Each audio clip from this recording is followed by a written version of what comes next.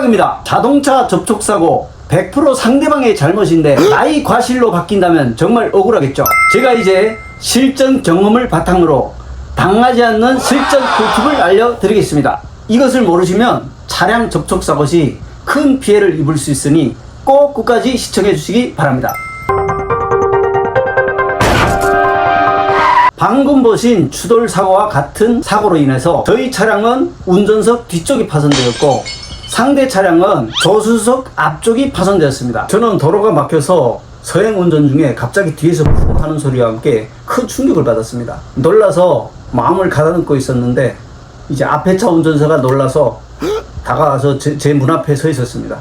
그래서 제가 천천히 내리니까 이제 죄송합니다. 제가 졸음운전을 하다가 받았습니다 하고 저한테 사죄를 했습니다. 분명 가해자가 본인 가실이라고 현장에서는 인정을 하지만 인정을 해 안 해?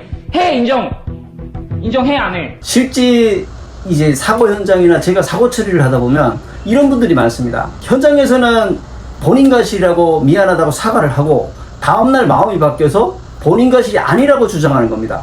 실제 현장에서는 이 사고 상황을 아는 사람이 단 둘밖에 없기 때문에 이 사람들의 사고 상황을 누군가 입증해줄, 증명해줄 사람이 없습니다. 고속도로에서 다른 차들은 쌩쌩 달리고 있고, 이거 특별하게 목격하거나 이제 블랙박스에 누가 찍혔다 해도 이거를 제출받기가 어렵잖아요. 그리고 또 민사소송이 뭐냐 하면서 시간도 많이 갈 것이고, 내 차는 내 차대로 파손됐으니 이 수리비를 내가 일단 충당을 해야 되는 상황이 올 것이고, 예, 이런 많은 문제들이 발생하기 때문에 현장에서 내 과실하고 상대방의 과실을 확실하게 가르는 게 중요합니다.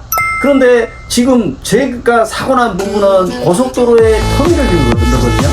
고속도로 터미널 안에서 사고가 났는데 이 상황에서 우리가 고속도로에서 계속 머물러 있으면서 경찰을 부르고 보험사 부르고 해가지고 어떤 이 상황을 증명할 사람들을 올 때까지 기다리고 있다. 이거는 이제 엄청난 시간이 발생할 것이고 도로 체증을 유발할 것이고 또 이중 사고 위험도 있잖아요. 그렇기 때문에 되도록이면 빨리 그 자리에서 사고 상황을 종결짓고 서로 헤어지는 게 좋습니다. 그런데 지금과 같이 제가 미안합니다 하고 사과를 했는데 이 사과를 받아들이고 그러면 이 사람이 양심적인 사람이니 보험 처리를 해주겠지 100% 자기 과실로 이렇게 하고 그러면 보험 처리 해주세요 하고 대부분 사람들이 헤어지거든요.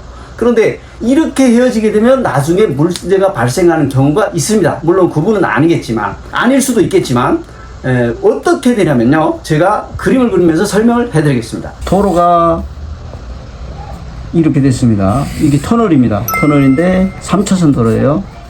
3차선 도로고요. 제 차가 여기로 가고 있습니다.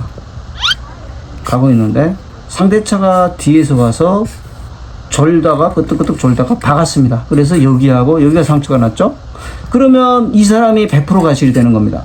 그런데 만약 내가 이 차가 정시 주행을 할 때에 내가 끼어들기를 했다. 끼어들기를 해서 이렇게 왔을 때 부딪혔다. 이럴 때도 같은 부위가 사고가 나는 겁니다.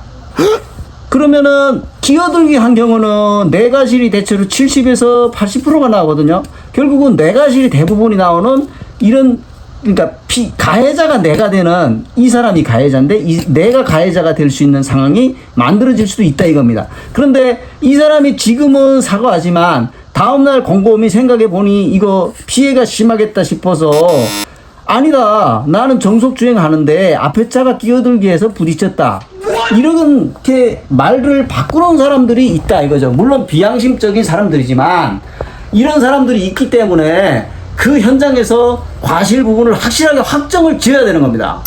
자, 그래서 과실 부분을 확정하기 위해서는 정확한 증거 자료가 필요하겠죠. 그렇다면 어떻게 해야 될까요?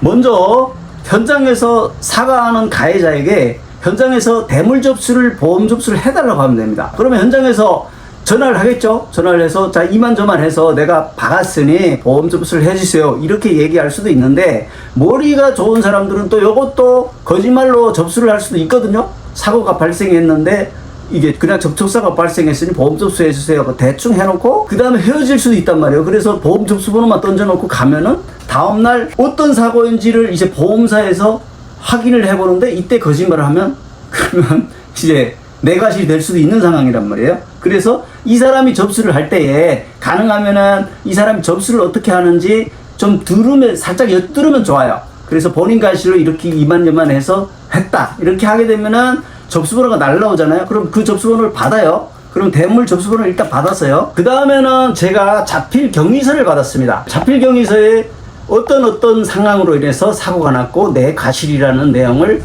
받았어요.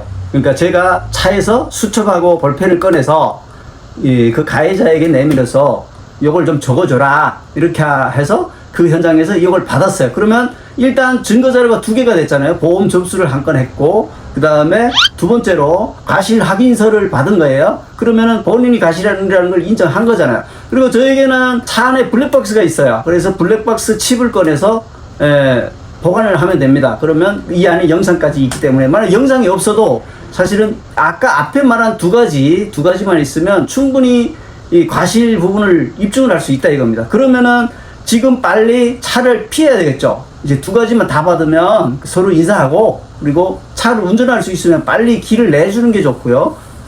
만약 뭐 차 운전할 수 없다면 뭐 레카 부르고 뭐 해야겠지만 보험사 부르고 해야겠지만 요때 빨리 운전을 할 수 있다면 서로 빨리 피해서 목적지까지 가는 게 우선이다. 그리고 차 수리는 나중에 하면 되잖아요.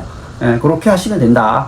세상에 자기 것을 인정하지 않고 자기가 저지른 잘못을 책임지지 않고 이제 말 바꾸고 이제 오리발 내미는 사람들이 많기 때문에 꼭 필요한 부분이다. 그래서 다시 한번 정리해 드리겠습니다. 가해자의 과실 인정받기, 보험 접수번호 받기, 자필 경위서 확보, 블랙박스 영상 저장, 차는 빨리 이동해서 도로 점유 시간을 최대한 줄일 것. 이 중에서 2가지만 있어도 사실은 모든 것이 입증이 될 수 있으니까 최대한 빨리 피하셔도 된다. 이렇게 말씀드리면 되겠습니다. 결과적으로 이번 자동차 사고 상대방 100% 과실로 해서 보험 수리 이렇게 판금 도색하고 도색 깨끗하게 해서 새 차처럼 수리를 했습니다. 아무리 심하게 먹은 이런 차도 이제 수리만 잘하면 깨끗하게 완성할 수 있습니다. 진짜 중요한 건 빠르고 확실하게 그리고 침착하게 대처하는 것입니다. 자동차 사고 이제는 당황하지 말고 침착하게 대처하세요. 이 영상이 도움이 되셨다면 구독과 좋아요 부탁드립니다. 이상 차박이었습니다.